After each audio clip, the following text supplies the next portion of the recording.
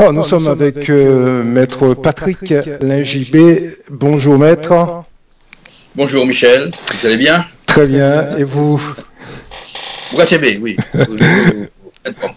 Alors avec vous, nous allons évoquer aujourd'hui une question très importante ou un sujet très important, en l'occurrence le droit de retrait. Que peut-on en dire, Maître, sur le droit de retrait? Alors, le droit de retrait, effectivement, est un sujet important, surtout aujourd'hui, dans l'actualité, puisque beaucoup de salariés, en l'occurrence, et d'agents publics, puisque c'est valable tant en droit public qu'en droit privé, se posent la question face à l'épidémie du Covid de droit de retrait. Alors, c'est quoi le droit de retrait? C'est la possibilité pour un salarié ou un agent de se retirer, de ne plus exercer ses fonctions, voilà, de ne pas rester sur son lieu de travail, et de dire, compte tenu que ma sécurité, ma vie est en danger, je ne peux pas travailler, et donc j'arrête, je cesse mon travail. C'est un droit, effectivement, subjectif. Il n'y a que la personne qui, effectivement, qui la met en œuvre. C'est pas l'employeur qui met quelqu'un en droit de retrait. C'est le salarié ou l'agent public qui décide, au regard d'une situation donnée, que sa vie est en danger, ou qu'il y a un risque, effectivement, d'infirmité, et qu'il cesse son travail. Alors, il y a, sur ce droit de retrait, deux conditions qui sont fondamentales, puisqu'elles sont cumulatives. La première, c'est qu'il faut que le danger, en fait, présente une gravité, et par gravité, donc il y a une circulaire du ministre du Travail, puisqu'elle est citée notamment en matière de fonction publique aussi, on s'y réfère beaucoup. C'est une notion de droit de retrait qui initialement était en droit social, en droit du travail, et en fait on a copié, on l'a dupliqué au niveau de la fonction publique. Et le danger grave est défini comme un danger susceptible de produire un accident ou une maladie entraînant la mort ou paraissant devoir entraîner une incapacité permanente ou temporaire prolongée. En fait, vous avez compris, en d'autres termes, il faut donc un danger risquant de causer un accident ou une maladie entraînant la mort ou une incapacité permanente, du moins prolongée. Première condition, gravité. Donc ça veut dire qu'un danger mineur ne peut pas justifier satisfaire la première condition. Voilà, un droit de retrait. Et bien, la deuxième condition, qui est cumulative, qu'est l'imminence du danger. La gravité en elle-même n'est pas suffisante. Vous pouvez avoir un danger qui est grave, mais qui n'est pas imminent. Et là, il n'y a pas le droit de retrait. Et la gravité, le caractère d'imminence est défini, toujours par cette circulaire du ministre du Travail, comme un danger qui se caractérise par le fait que le danger est susceptible de se réaliser brutalement, dans un délai rapproché. L'imminence du danger suppose qu'il ne soit pas encore réalisé, mais qu'il soit susceptible de se concrétiser dans un bref délai. Alors, ça ne veut pas dire que ça exclut pour autant ce qu'on appelle le risque différé. Simplement, effectivement, il faut un caractère imminent. Donc, à bref délai. Soit il est immédiat, il est sur le point de... et je donnerai effectivement des exemples où le droit de retrait a été effectivement retenu, et dans les cas où il n'a pas été retenu, de manière effectivement illustrée pour les auditeurs qui puissent effectivement avoir une idée, puisque le droit de retrait lui-même, effectivement, les conditions sont définies, mais en soi, il est laissé à l'appréciation de la personne, donc de l'agent, du salarié qui le met en œuvre. Donc là, on ne parle pas de jurisprudence, il y a bien eu des lois qui ont été votées, le législateur a prévu le droit de retrait?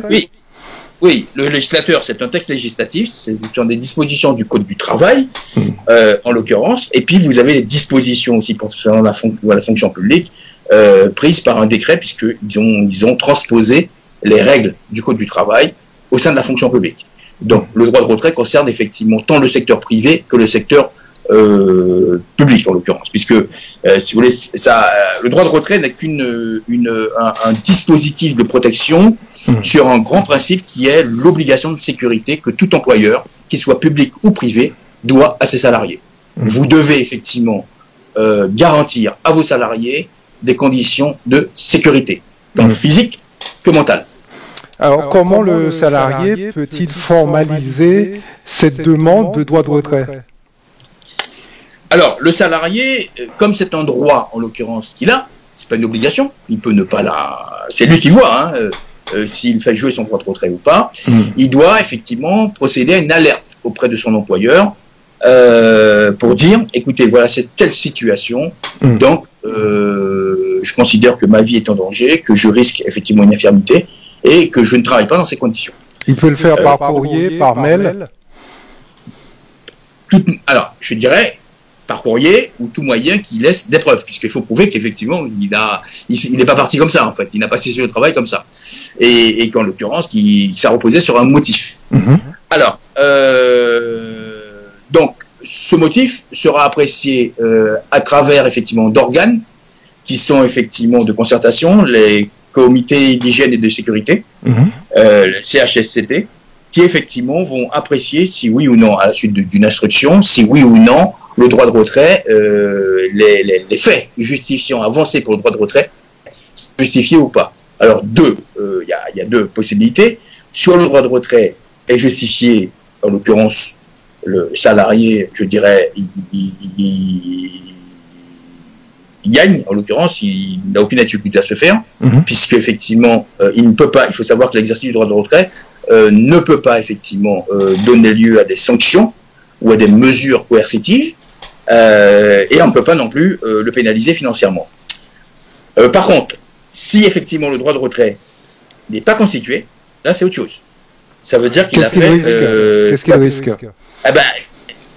Il risque une sanction disciplinaire, il risque effectivement le fait, parce que quand vous êtes en droit de retrait, vous êtes payé en l'occurrence. Si vous avez un droit de retrait abusif, on est en droit de vous demander le remboursement de la somme que vous avez eue, puisque vous auriez supposé effectivement venir travailler. Et puis effectivement, si c'est abusif, il peut avoir des fautes disciplinaires. D'accord. Non, pas des dommages et intérêts. Alors, sauf s'il y a une faute particulière qui aurait causé un préjudice à l'employeur, bon, c'est envisageable, mais là, c'est un cas rare. C'est surtout effectivement une sanction disciplinaire, parce qu'on considérera que vous avez abusé de votre droit de retrait qui se justifiait pas. Voilà. C'est pour ça que d'ailleurs, c'est un droit à manier avec vraiment précaution, discernement. Parce que l'employé est le seul à savoir, en fait. À pouvoir effectivement évoquer, mais c'est assez risqué. Donc ça veut dire qu'il faut donner une petite mesure effectivement si les faits qu'il avance sont susceptibles de constituer un droit de retrait ou pas, fonder un droit de retrait. Donc c'est à l'appréciation finalement de l'employeur d'accepter ou de refuser. Alors l'employeur en fait qu'est-ce qu'il va faire? Il va dire, puisque comme c'est un débat contradictoire, il va dire bon attendez, vous m'opposez ça. Moi, je considère que ce n'est pas un droit de retrait, que les faits ne justifient pas ça. Bon, comme il y aura nécessairement une instruction, une enquête, elle débouchera oui ou non, le droit de retrait a-t-il été effectivement, était-il fondé ou pas? D'accord, s'il est fondé, aucun problème, l'employeur n'a rien à dire. S'il n'est pas fondé, l'employeur, écoutez, monsieur, madame, vous avez effectivement utilisé un droit de retrait que je considère abusif, et que moi, la somme que je vous ai payée, puisque que le droit de retrait ne prive pas, c'est pas comme une grève, en l'occurrence. Pour le droit de retrait, le salarié ou l'agent public est payé. Okay. Est-ce que vous avez... C'est pour ça qu'il peut avoir une peine financière, je dirais. Oui. Est-ce que vous avez des exemples, maîtres de... Voilà. Oui, j'allais vous citer des exemples. Alors, le droit de retrait a été jugé fondé dans les affaires suivantes. Un chauffeur qui refusait de conduire un camion ayant fait l'objet d'une interdiction de circuler de la part du service des mines. En l'occurrence, le camion avait été considéré comme non conforme, non apte à circuler. Et le chauffeur avait dit « Je ne roule pas ce camion ». Et qu'est-ce qui s'est passé? Effectivement, ça a été jusqu'à être jugé par la Cour de cassation, c'était pour apprécier si oui ou non il y avait le droit de retrait. Et la Cour de cassation a considéré que oui, le droit de retrait était fondé. Autre cas, un conducteur d'autobus qui a refusé de piloter un véhicule à la suspension dure alors que le médecin du travail l'avait seulement déclaré apte à la conduite d'un véhicule à suspension souple. Vous voyez? Là, il y avait l'avis d'un médecin du travail, la préconisation, en disant ce salarié est apte à conduire un véhicule en fait à suspension souple et non pas dure, et l'employeur lui a donné un véhicule à suspension dure. Ouais. Donc, il a refusé. Ok, très bien. Fondé. Oui, donc. On a un autre cas. On a le cas aussi, un peintre ravaleur qui a contesté la solidité de l'échafaudage sur lequel il travaillait. Voilà. Okay. D'accord. Et puis, vous avez des cas où ça n'a pas été retenu. Et donc, dans les cas suivants, la salariée qui a quitté sans autorisation valable son bureau en raison de l'existence de courant d'air et a refusé de le réintégrer après s'être installé dans un autre local. Vous voyez, on a considéré qu'il y avait un trop de courant d'air et il n'est pas venu. Bon, on a considéré que ce n'était pas fondé. Oui, ça mettait pas maçons en danger la santé de la salariée. Tout à fait. Les maçons qui ont refusé d'effectuer la pose d'un plancher au 2e étage d'un bâtiment en construction au motif qu'il pleuvait et qu'il y avait du vent. Pareil, on a considéré qu'il n'y avait pas de situation de danger grave et imminent, parce qu'il faut toujours rappeler ça, il y a 2 conditions. Un chauffeur qui a invoqué au cours d'un déplacement une défectuosité du système de freinage de son véhicule, informé son employeur du danger qui puisse procéder à son retour au siège de la société sans effectuer le chargement chez un client. On a considéré que le droit de retrait n'était pas justifié. Enfin, les conducteurs d'autobus qui se sont retirés de l'ensemble des lignes du réseau alors que la sécurité n'était compromise que dans un seul quartier de la ville. Alors, cet arrêt est intéressant parce qu'il prouve quoi? Que le droit de retrait, par exemple là c'était sur une ligne d'autobus, donc il y avait plusieurs lignes, et il y avait un problème qui s'était posé sur un quartier donné. Et le droit de retrait était sur un quartier. Et tout le monde s'est mis à faire jouer leur droit de retrait. Or, donc le droit de retrait doit toujours être effectivement contextualisé, rapporté sur un contexte donné. Ce qui est valable dans tel quartier, s'il y a un droit de retrait qui est justifié dans tel quartier, ne l'est pas dans notre quartier, qui n'a rien à voir. Alors, question, maître Patrick Lingibé, puisque nous sommes en pleine crise sanitaire de Covid-19, est-ce que dans mon entreprise, on se situe en Guyane, s'il y a quelqu'un qui a été détecté positif au Covid-19, est-ce que je peux faire jouer mon droit de retrait? Un collaborateur qui serait infecté. Donc, on aurait la certitude qu'il serait infecté? Exact.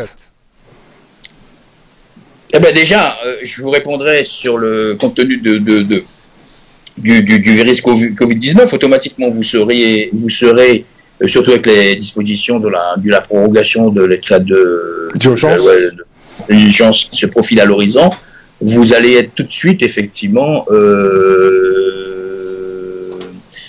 testé, en l'occurrence. Puisque vous serez dans l'entourage de quelqu'un de contaminé. Donc, au lieu de votre droit de retrait, je dirais, vous aurez tout de suite une procédure accélérée qui permettra de vérifier si vous êtes effectivement contaminé. Donc, après, maintenant, vous pourriez toujours, c'est pas le droit de retrait, mais en fait dire, bon, écoutez, l'employeur a mis en danger ma sécurité. Bon, encore que faut-il que l'employeur sache juste que effectivement que la personne est infectée, c'est pas évident. Non, le droit de retrait ne jouerait pas dans ces conditions. D'autant plus qu'il n'aurait aucune utilité pratique pour la personne, puisque comme elle a fréquenté l'autre, elle serait effectivement infectée potentiellement, donc elle serait testée. Donc bon, sur le droit de retrait, c'est de se retirer d'une situation qui ne s'est pas encore produite. Et comme on sait qu'effectivement le Covid-19 est très infectieux et très pathogène, en l'occurrence, il y aura nécessairement une suspicion d'avoir pu être contaminé potentiellement sur son lieu de travail par la personne qui a été infectée. Donc je dirais que le droit de retrait ne serait pas applicable dans les circonstances de l'espèce. Puisqu'on en parle, allez-y. On pourrait envisager d'autres situations.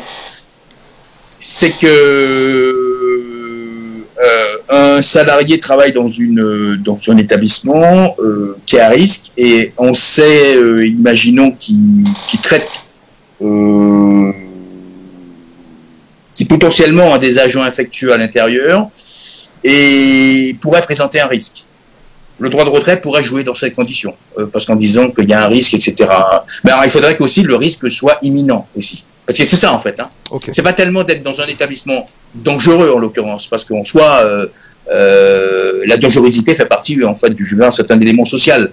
Il faut qu'il y ait une gravité déjà de ce danger, mais surtout le caractère imminent.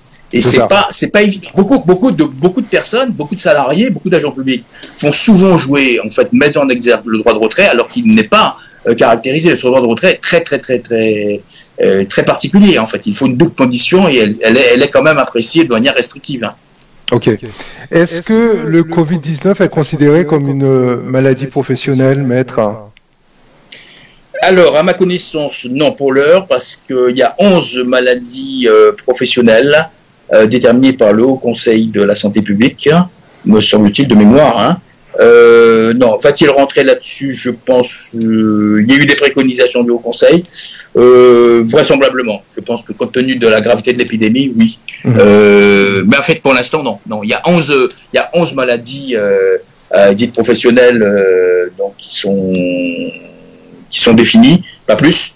Peut-être le Covid-19 sera effectivement la deuxième. Après, il y a tout un process pour effectivement que ça soit inscrit. Je pense que compte tenu de l'affection et puis des risques et puis des résultats aussi, hein, parce que on sort pas de cette infection quand même indemne. Tout à fait. Et ce sera ma dernière question, maître Patrick Lingibé.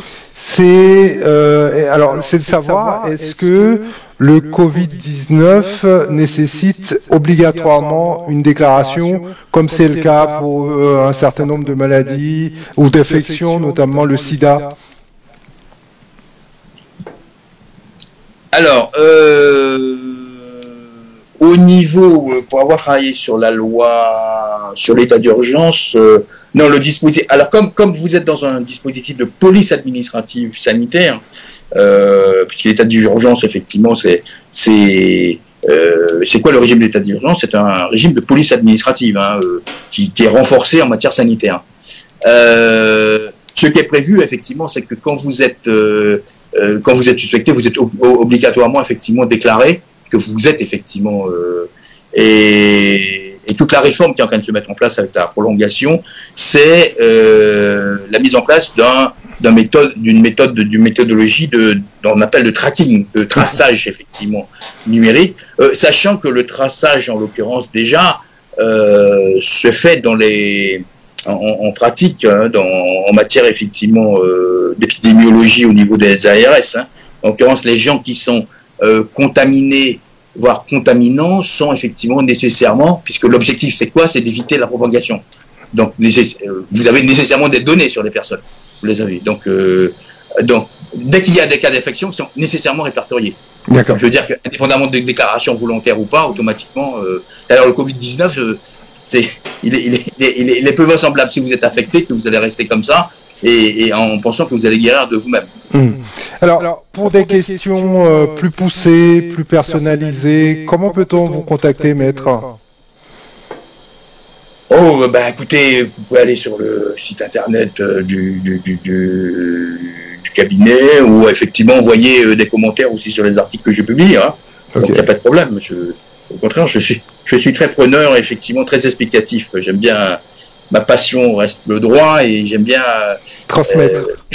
Oui, transmettre, voilà, tout à fait. Donc, j'aime bien répondre aux questions. L'intérêt du droit, en fait, c'est d'être le plus simple possible. C'est pas évident, parce que je sais très bien, le langage juridique a son langage propre, parfois difficile à comprendre.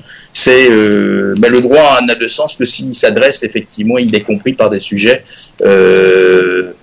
non juridiques en l'occurrence, parce qu'il est fait pour gérer la société. Alors si les gens auxquels le droit doit s'appliquer ne comprennent pas effectivement ce que le droit attend d'eux, ça n'a aucun sens. D'où l'intérêt. Non, ils peuvent m'envoyer des questions d'ailleurs, ils peuvent me poser des questions, il n'y a pas de problème, je répondrai. Ça me permet d'ailleurs notamment de compléter des articles ou d'orienter des articles là-dessus sur des points précis. Voilà. Merci beaucoup. Et puis je pourrais parvenir aussi peut-être les liens sur l'article que j'avais écrit sur le droit de retrait.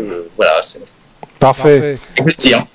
Prochain rendez-vous, Maître Patrick Lingibé, la semaine prochaine sur nos antennes et également sur les réseaux sociaux, YouTube, un peu partout. Merci beaucoup et à très bientôt. Merci Michel, à très bientôt.